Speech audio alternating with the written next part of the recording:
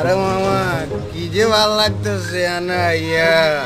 ও মামা কালকে মদ না খাইলে থাইল্যান্ডে আসতে পারতাম না। থাইল্যান্ড থাইল্যান্ডে কবে থেকে আমার সাইকেল চলতে?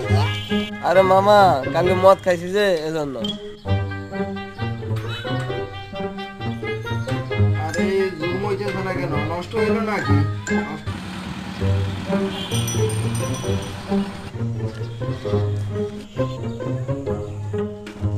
এই যে ভাই, হ্যাঁ ভাই, এই দেখ তো হেলিকপ্টারের টিকিট চেক করতে আছে। দেখ এ ভাই বুঝলাম না, আমার থেকে পাসপোর্ট কি আপনার গেটের ভিতরে রাখছেন নাকি?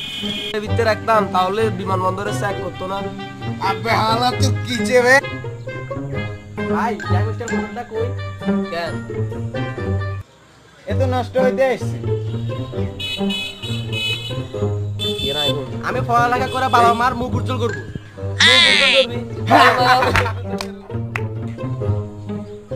লেখাপড়া করবি না?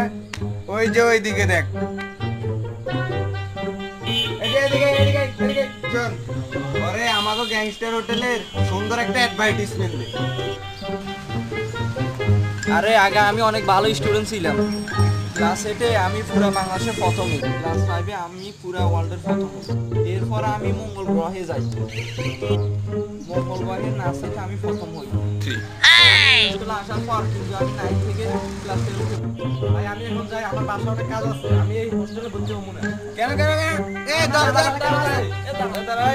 আমি তো এখন বাড়িতে যাইতে পারবো না ভাই, ভর্তি হবো। এই চোকামের কথা কইছি, বুঝছো? এখানে ভর্তি হইলে কি করতে হয় জানো? কি দেশি বিদেশি দেশাল মেশাল সব খাইতে হয় জানো, সব সব। রেডি কি? আরে বেটা দেখে তো নেশা করার মতো লাগে, বলে আবার এগুলা কি? এই হোটেলে থাকলে জানো কি লাইফ বিকাম সাকসেসফুল। চলো চলো চলো ভর্তি করে